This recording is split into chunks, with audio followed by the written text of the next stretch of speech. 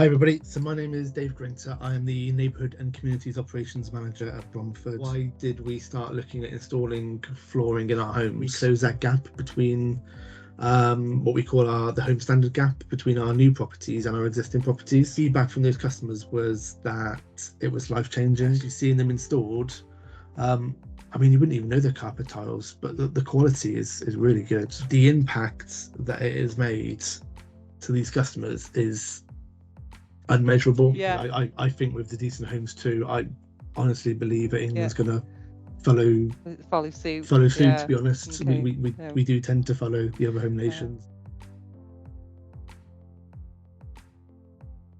Thanks for joining. We are presenting today. We're going to spend the majority of the time hearing Dave Grinter's experience from Bromford, working through offering floor coverings in all habitable rooms in their properties. We are very, very grateful and proud to have Dave.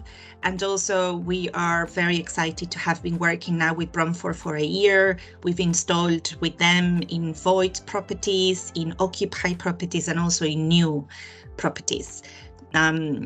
So I'll move to the next slide. The agenda was if the size of the amount of people that we have in the room would allow for, I thought it would be interesting for everyone to know who is participating, but I don't know how many we are already.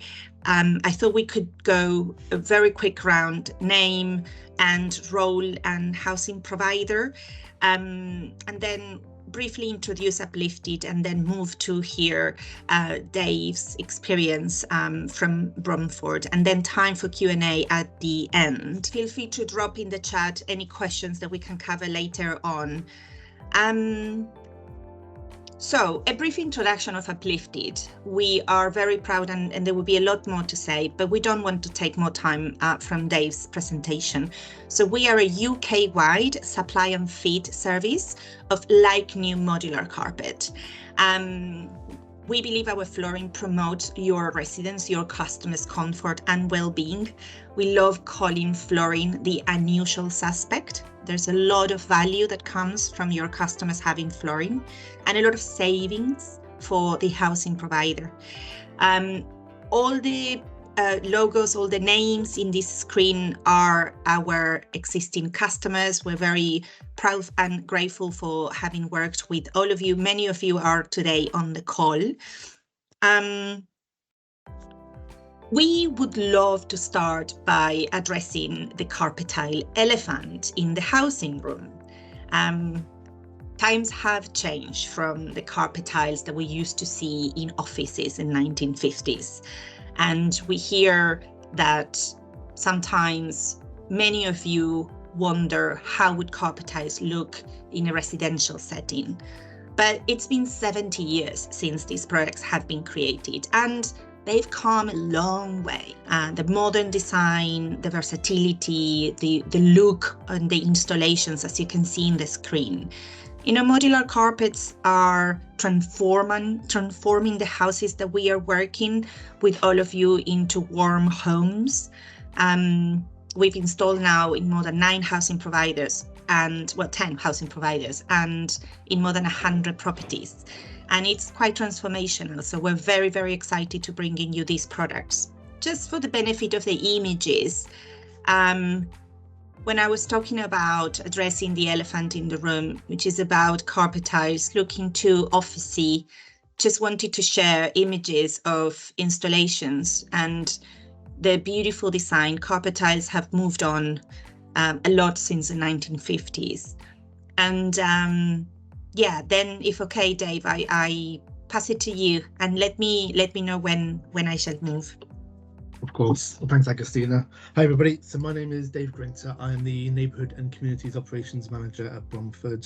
I guess I'm going to talk a bit today about our strategy at Bromford and how we've come to kind of start looking at piloting, installing flooring in our homes. So as part of our strategy, I think to start with, really, it's best to start with our purpose and what's underpinned our last 2 strategies. And that's that we invest in homes and relationships so that people can thrive. And when we look at what we actually do, we own when we talk about scale, we own about 46,000 homes through the country. We house about 110,000 people, and we want all those people to thrive. So if you want to move on, Agustina. So I guess the question is, why did we start looking at installing flooring in our homes? And so this photo here, obviously nothing to do with flooring, but it kind of ties into our strategy. I think this picture really shows kind of the extremes between the perception and sometimes even the reality of a new home and an existing home. And you know, we've gone well to take a picture of a new build on a lovely day and then an existing home on a very grey, miserable, dreary day. But one of our strategic objectives for our 2023 to 2027 strategy is around how we close that gap between what we call the home standard gap between our new properties and our existing properties. And what we mean by the gap is kind of the customer experience between a new Bromford home and an existing Bromford home. So some of the measures we'd look at around the quality of the home, how warm it is, how affordable, how safe the customer feels, and how engaged in their community that they feel. And quite quickly we found that kind of carpets play a big part in that, as well as many other aspects. If you want to move on, Agustina. So when we think about funding, because we know that carpets aren't cheap, and especially when we're talking about large scale, that obviously they'll become a big elephant. So I guess to take it a step back, we've known some changes that are coming. Obviously the Welsh Housing Quality Standard is now almost upon us, and we've known for a while that obviously there's a consultation out for it in England where the Decent Home Standard version 2 is coming. So our strategic objective around closing that gap in the home standards, we allocated some money to run some pilots so we can really start to understand what our future home standard needs to look like. We invited some of our involved customers from our locality influencer networks out to some void properties to really understand and hear directly from customers what's important, to really gain that rich and valuable feedback, and that really will help to shape that future home standard. And one of the key things they highlighted was around the carpet, and that's the carpet is almost the difference between a house and a home, or a property and a home. So what we started doing was running some pilots. If you'd like to move on to the next slide, Agustina. So one of the questions obviously asked is around kind of how do we work out which customers we do to. Obviously at Bromford, 46,000 homes is a lot of properties. So thinking about what properties, what customers, what processes, we started running some pilots. So the first pilot, which was over about a year ago, we actually installed flooring into around 11 customers' homes. Now, they were kind of new customers to Bromford. They were coming from homeless background or temporary accommodation. And that was where we initially thought our first tranche we could look at. And the feedback from those customers was that it was life-changing. Customers felt the flooring wasn't affordable to them before because of where they'd come from, because of the route they were on. And so, I mean, just reading out some of the feedback on the screen, you'll see, I'm very thankful to you for helping me getting my carpet done.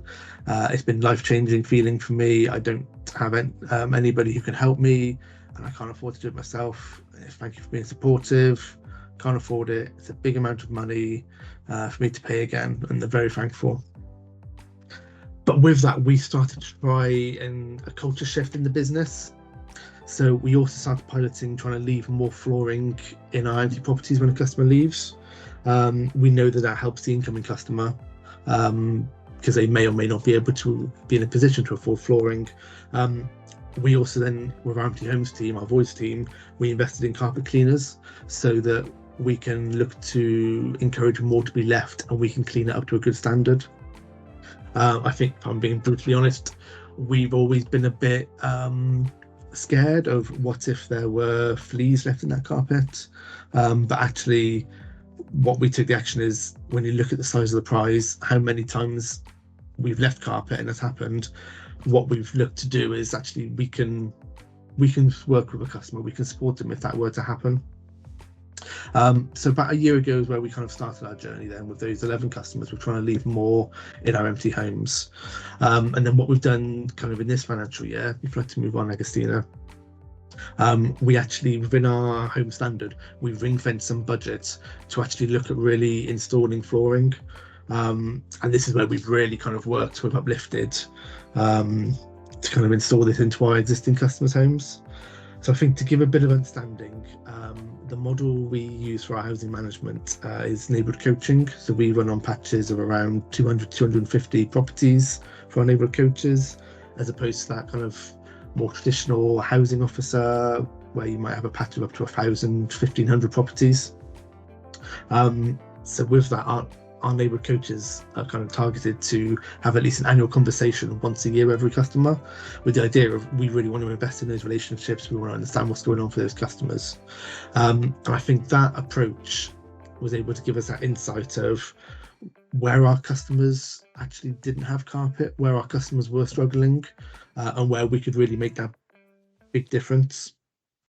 So as you'll see from the bullet points, we've actually been able to install carpet tiles into 62 of our homes this year, and actually I've just managed to sneak another 3 across to Agostina and Dave this week, so we're hopefully looking at 65 in this financial year, which is a drop in the ocean really when we talk about we own 46,000 homes, but the impact that it has made to these customers is unmeasurable. I was fortunate to visit a customer just before Christmas. I met Dave out on site to a customer in Tewkesbury, and the impact it had made on this customer. They'd lived in the property about 8 years. There'd been no additional decoration to the property since it had been let, and just seeing this customer, and they were so empowered by having the flooring. They were really talking about, it was the first week of December, and that night they were going to get the Christmas tree out, get the kids around to decorate it. Then they were already planning that after Christmas they were going to start actual decorating the house, and it really hit home. And I think with this customer as well, they talked to us about how they had wood floors upstairs, and their children, kind of teenage boys, having to wear shoes upstairs all the time because occasionally they'd get splinters. So it was just really powerful. And you'll see from the photo shared here just that difference of when there's no carpet to when there's that carpet laid. And I think it really, going back to what Agostina was saying about the elephant in the room, when we first started looking at this, I had that stigma, I think, of carpet tiles. I wasn't sure how it was going to look, and actually seeing them installed, I mean, you wouldn't even know they're carpet tiles, but the quality is really good. So we've also been trialing installing them in some of our new build homes in Tan Lane. So there we've installed them into 8 flats and 4 houses, and we're just in the process of kind of getting feedback when those customers move in. But the internal feedback we've had from kind of our colleagues who are kind of working on site, that they're amazed just the difference it makes. And I think we're really excited just to see what that feedback truly looks like, having bucked the trend from just providing kind of kitchen and bathroom flooring to actually kind of carpeting throughout. I think to share, if you want to move on to the next slide, Agostina, as well, just to share some more kind of feedback that we've received from our customers. I mean, one customer said there's not a single room without flooring now. It's made the world of difference. It's much warmer. They'd be shivering at night, but the warmth is definitely being kept in better by having that flooring. They're really pleased. It looks cleaner, just from a bit of flooring. and we say just a bit of flooring, or they've said that, but it's more than just flooring. Another customer commented it helps make the flat look more like a home, created less stress on their life, and that they feel they can have visitors, and it's also taken away the financial burden from them. And this is really powerful kind of quotes directly from customers. So the next question I guess I was asked is around how do we measure that success? What's the benefits of the short term and the long term? And I think some of them were just mentioned in those quotes. So we seek feedback, obviously through TSMs, like every provider, but through our feedback team, we conduct what's called like a Thrive survey. And what goes into the questions that go into the Thrive survey around overall customer satisfaction of their home, of their area, how warm the home is, how affordable it is, how they feel the quality of their home is, how they would rate their neighbourhood, how satisfied the customer is with their life right now. And so we took this feedback with customers just before they moved in, and we said we're going to leave it 3 to 6 months, so we're just on the verge of starting to collect that. So but we know from conversations we're having the difference it's already making to customers' lives, differences in their confidence, differences in how they are really. We know from research that we're also expecting to see kind of reduced customer utility bills, which in turn would likely mean that actually there's a lesser chance for arrears, lesser ASB and noise complaints, reduction in void turnaround because of kind of a less prone to losing heat from the property, probably a reduction in damp and mould, or the potential of damp and mould as well. But then some of those benefits that just can't be measured, like I mentioned, is the confidence, the social aspects. Customers advising us that they're now no longer afraid to have their neighbours come round and look at their property, or their friends and family, and just that kind of reducing that stigma around social housing.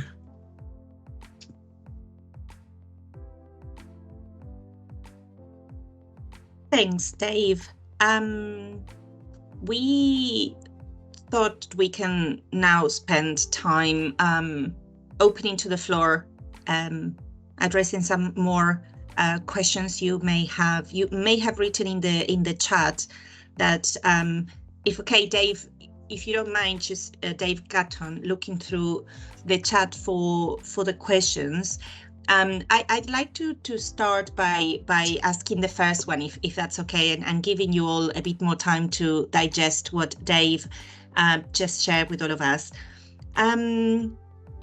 So Dave, if I may ask, because we know undoubtedly with all the housing providers that we spoke with, everyone really wants to do this happen. They want to make this happen. So what were the main barriers that you guys had to overcome in order to achieve this project, to achieve the pilot, to ring-fence the funding?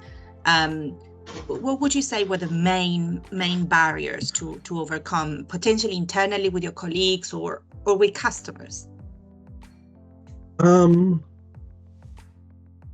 Question. I think we're quite lucky in that we didn't really have many barriers. We're currently running this as pilots. We're using it to kind of inform our future decisions, trying to get ahead of the trend before legislation comes in and says we have to do X, Y, Z.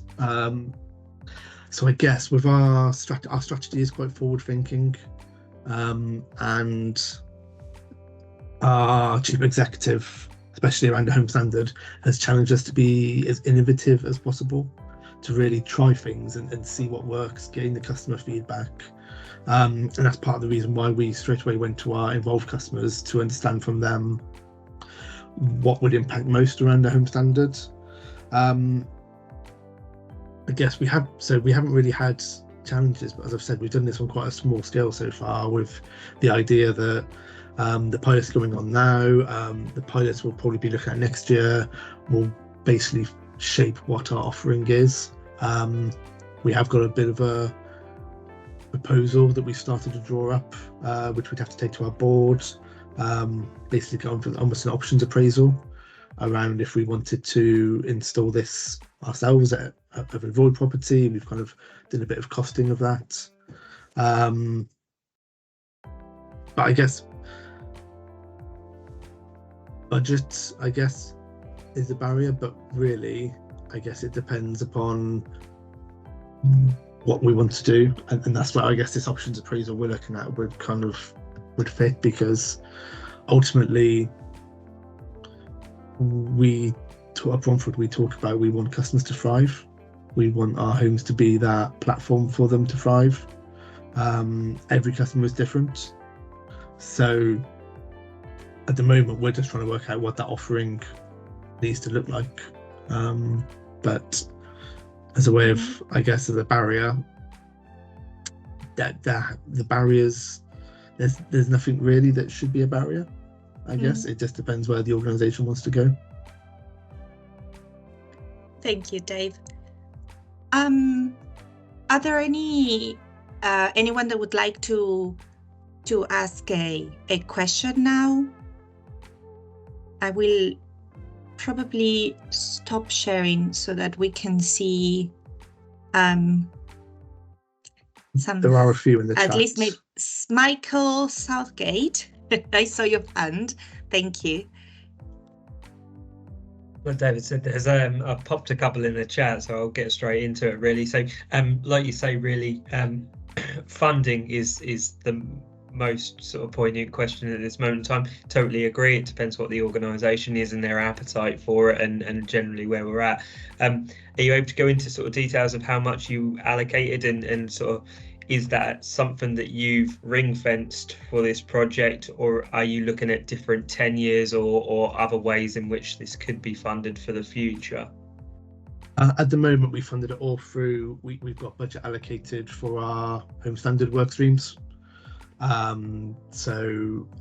Initially we kind of had put kind of £50,000 towards carpeting, and then we did expand that out a little bit more. We managed to, where we weren't going to use all the budget for, we're also running looking at installing showers proactively for customers suffering with the cost of living, but where we thought that program wasn't quite going to achieve this financial year, we were able to kind of pinch a little bit more of that money to put into the carpets. I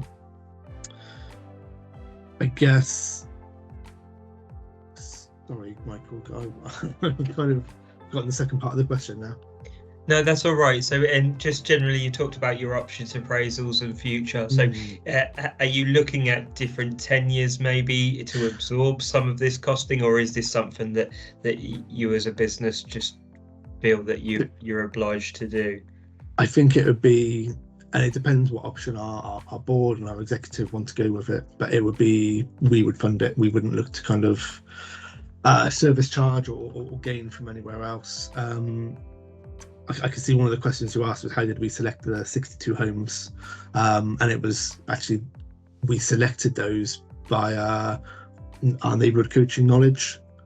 So just where we knew that there were customers who were maybe struggling financially, who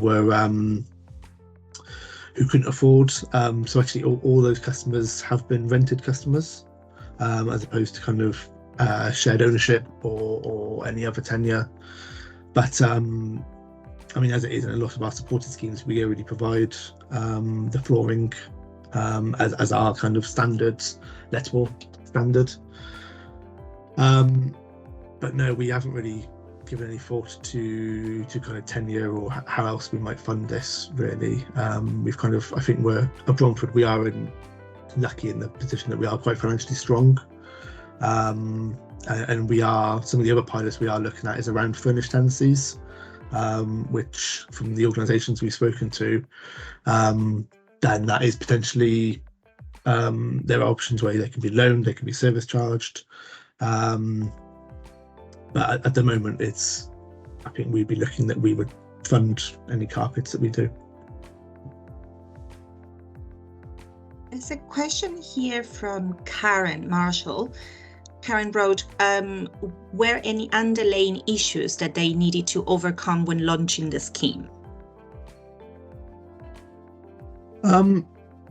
I wouldn't say there were any underlying issues really, but I think again it ties back to, I'm going to keep going back to the point of this has been a pilot for us. Pilots are all about learning. So when we launched the scheme, I mean initially we were looking at about 40 properties, 40 to 50, and I wasn't sure whether we would actually meet the need for that, and we quite easily filled those slots, and I think our colleagues could fill those slots again. What we've, I guess, to bring into question that may come up, what we're doing on the pilot is those carpets we're gifting to our customers. So the ongoing maintenance and responsibility isn't with Bromford. The customers own them. But in the same way that if a customer installed their own flooring, when they left the home, if it was in good condition and the customer wanted to leave it, we would look at saying, well, that can be left. And then we could look to gift it on to the next customer. But no, I wouldn't say there were any underlying issues that we needed to overcome. It was really all about, with being a pilot, is understanding how we were going to, how we wanted to run the project, I guess. So having taken the learnings from the initial project, where we were looking at empty homes, void properties, and then having to obviously factor in somebody external to come in, which could lead to additional time and rent loss. We kind of worked it with Uplyfted, that actually they worked directly with our customers. So then we looked at our existing customers. They can work around those customers. These customers might be working, they might not be working, they've got lives of their own. And Uplyfted has been really good with actually then meeting the needs of that customer and kind of liaising directly with them. Which I think from Bromford's perspective actually saved a lot of time in the actual kind of the management of it.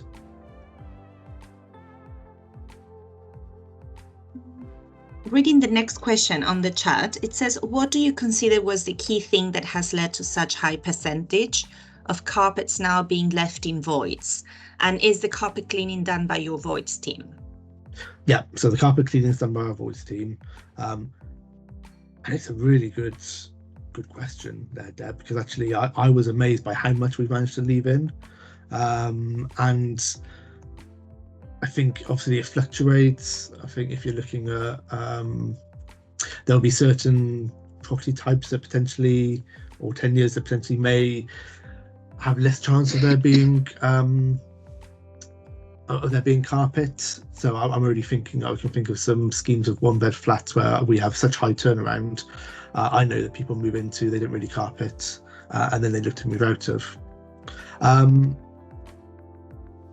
think we've really challenged ourselves to say actually, and whether we just previously would say like, oh well, yeah, the carpet's not great, you've got to take it out, and we just really try to challenge ourselves to actually, is the carpet in an okay quality, and really try to change the thinking to actually this could be we don't know who the property is getting allocated to at this moment, potentially, and we don't know what their background is. So when we're having that initial conversation kind of in the first or second week of the customer giving us notice, and we're out with the customer kind of talking through what they need to do, actually really challenging, is that carpet in an okay state? And then agree that the customer can leave it rather than them have to rip it out themselves. And of course there have been occasions where we've said, yeah, the carpet can be left, and then once all the customer's furniture is out, then you realise actually there was a strategically placed chest of drawers. I've got one in our spare room where there's a lovely red wine stain, so we've got a beautiful pot plant covering that, and those will always happen. And I guess it's kind of taking some of it on the chin to try and kind of inspire the change, and it does vary on month to month kind of how much we're leaving, but at the moment kind of we're seeing really high levels of carpet that we're able to leave in and then gift to the next customer. Oh, that's great, Dave. Thank you. Because you talked about sort of culture change. So was it about kind of raising awareness with your teams about, the impact of moving in with no flooring? Because it's quite a, it's quite a subjective thing, isn't it? What somebody thinks is okay and what somebody else thinks is okay to leave. It is, and we've spent a lot of work kind of getting our neighbourhoods colleagues kind of going to spend time with our service delivery colleagues, really trying to kind of link up and share that message. And I think we've had quite a drive in our business where we've had some kind of strategic cost reviews. We've done a lot of work looking at our empty homes process, how we can kind of streamline it, how we can really look at saving money, but also there's a real big focus in Bromford right now of quality, and kind of where I sit on our empty homes transformation group. We started really looking at how we can save money, and that has changed to keeping the focus of how we can be more efficient and save money. But actually, the big driver we've seen come into it, especially when we brought involved customers into the work programme, is around the quality. And I think when we've gone to sort feedback from our engineers, from our surveyors, they are very similar to our neighbourhood colleagues. Our neighbourhood colleagues say they want to be proud of the properties that they're handing over the keys to, and the engineers themselves are also saying they want to be proud of the properties that they're working in and they're handing over. So it's really kind of bringing that together and almost encouraging that real focus on quality. And I mean, everything we talk about, quality, warmth, carpet plays a really big part in that, and being proud of that property. No, that's great. Thank you. There are no more questions on the chat, but Kerry. Hi, Kerry Davis. Thanks for saving us. I don't know about that. I just wanted to ask David, you mentioned about you going to looking at options appraisals and that you put forward some proposals to your board. I just wondered around resident involvement. So you've done the pilot scheme, but did you consult with residents about what type of carpet they wanted in their properties, or is it that you've just gone with this one option? Just because you'll be aware with the WHQS that resident involvement's embedded throughout the standard, and obviously we're going to be doing a period of consultation with our residents, so I just wondered if that's something that you'd looked at. So we haven't consulted with the customers around the quality. So when we did our first pilot, we did a mix of using Uplyfted, and we worked with a national carpet supplier. Kind of we use that as a comparison, and then as we've moved to the second pilot, we've worked solely with Uplyfted, because we found, I'll be honest, more cost effective, better, just as good quality, much quicker installation times, and much more flexible. So no, we haven't done that level of consultation. I think really that is our next steps around actually getting that involvement. We know obviously we don't have the Welsh, we haven't got any properties in Wales ourselves, but with the consumer regulations on the horizon, it talks about how we involve customers in everything that we do. So that it really is the next step for us, is how we involve them in those decisions. And I think the long-term vision as well, I mean, we decorate our properties at NTM stage. I know not every provider is able to do that, and we decorate it white, but I know our chief executive's got a desire of actually how we can involve customers in that, so they have that exactly as you suggested, that level of choice around, I guess, maybe colours of the walls, around colour of the carpet. On the first pilot with on the recent pilot with Uplyfted, we've been quite selective, so we chose kind of with either a blue or a grey, because we wanted something that was relatively kind of neutral that would fit in. And actually with the last tranche of properties, Agostino and Dave actually kind of brought us a new product that they were able to do, so we've actually used that as well. Good. Okay, thank you. While maybe the rest think of another question, I had made a list A lot of the questions I listed actually have come up. But if I may ask one question, Dave, is how has it affected the void period, if any? And I appreciate that in our first pilot, we worked more in void properties, and in the next pilot, we worked with existing customers. But have you got any thoughts on how it may or not affect the void period?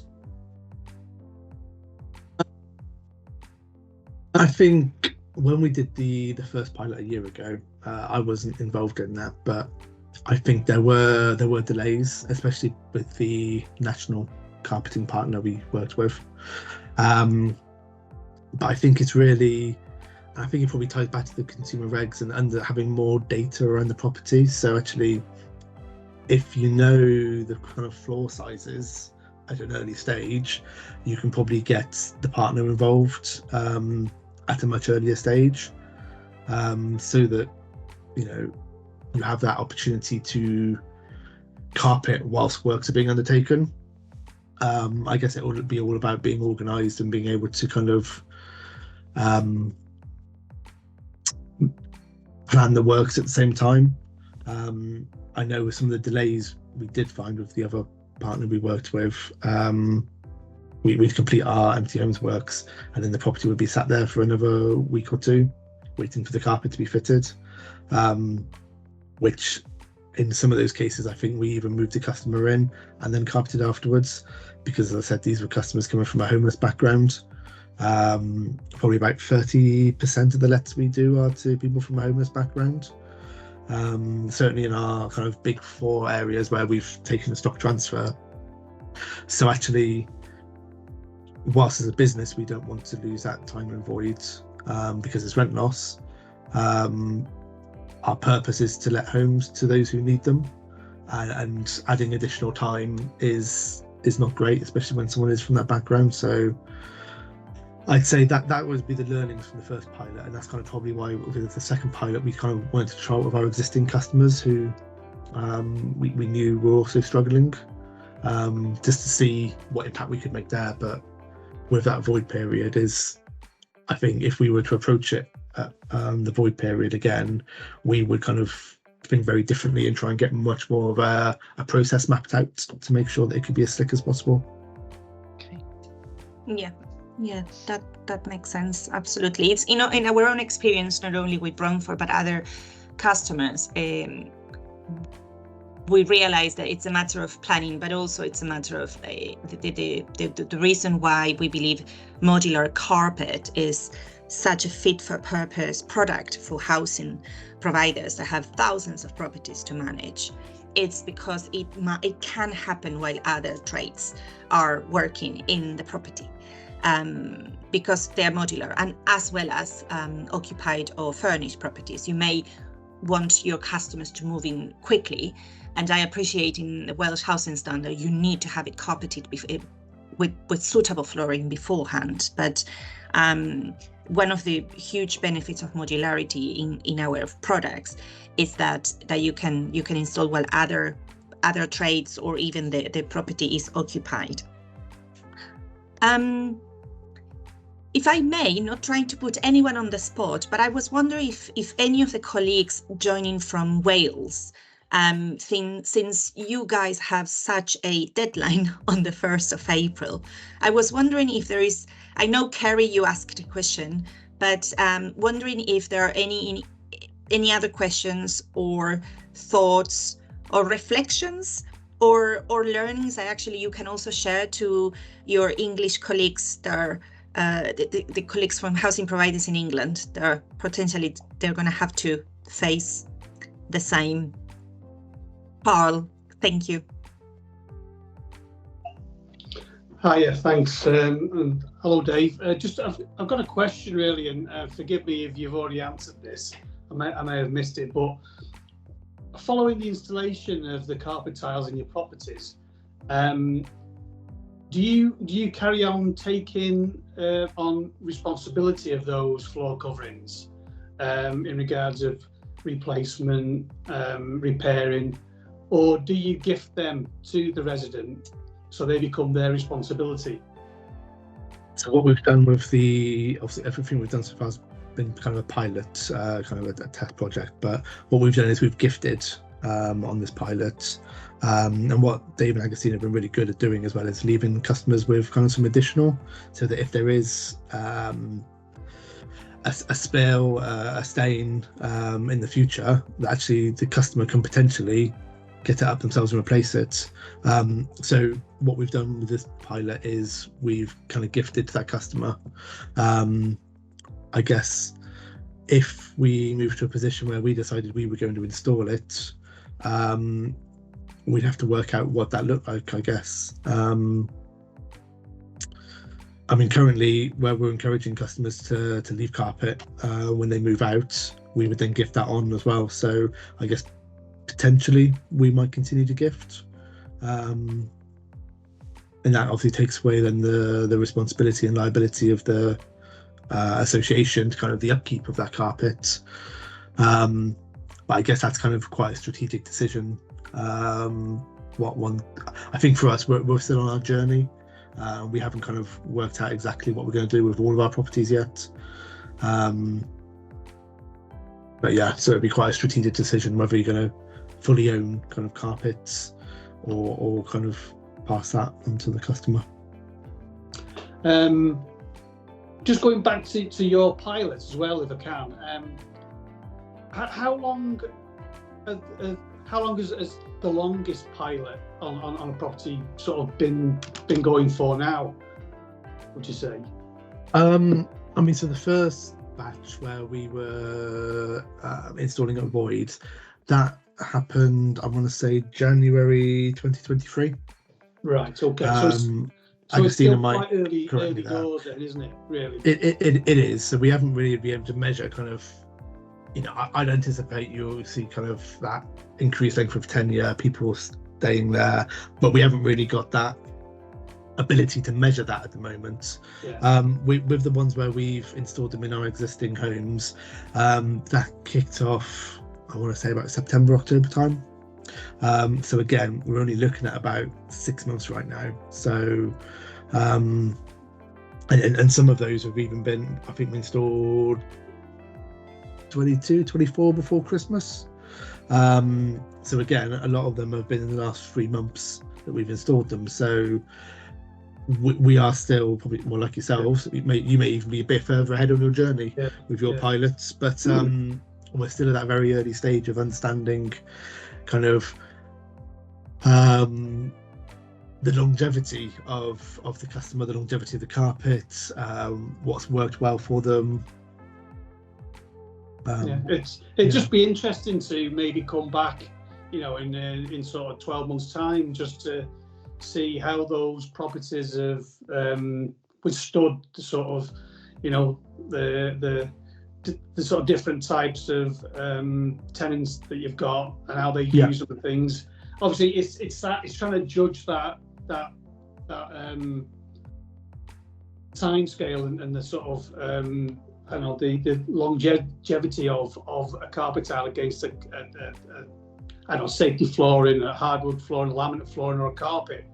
Because we keep hearing about obviously the installation from new, but it'd be interesting to see whether in certain properties where you've been and you've had to do a room again because there's been damage caused, they've had to uplift them and see what sort of service uplift provide you when they've got to come and uplift and recycle, or whether they can reuse and things like that. Because I know, Agostino, you talked about if they were unusable, then they could be recycled and turned into something else. That whole process of keeping it away from landfill and reducing the waste is really, really significant, really. Yes, and we haven't, sorry, Carl, we haven't got there yet with any of our customers, and neither with Bromford.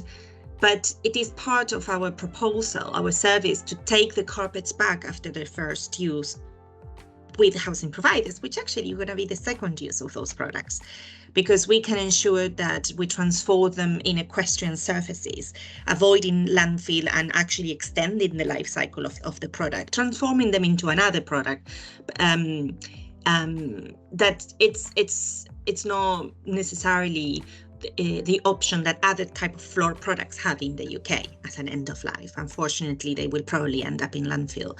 So there is there's going to be a waste saving, there's going to be carbon saving, and the management is going to be much easier with carpet tiles than traditional carpets.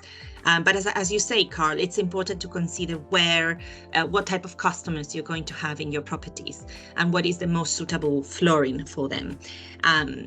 Considering that usually general needs is the tenure, that it's 80%, 85% of the properties in the whole of the UK, general needs, then carpet tiles are extremely suitable.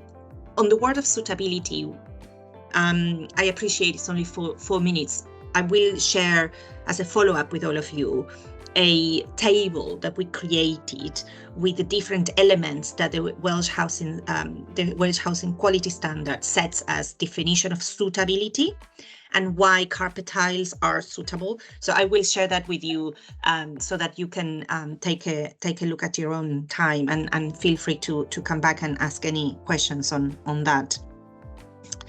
So we have 4 more minutes to go. Unless there are other thoughts or questions, we can all have 4 minutes back of our day. Okay, thank you. Nice to meet everyone. Thanks for your time, everyone. Real. Take Thank you. care. Have a Good good day. night, everybody. Bye. Take care. Thank you. Thanks, Dave again. Bye.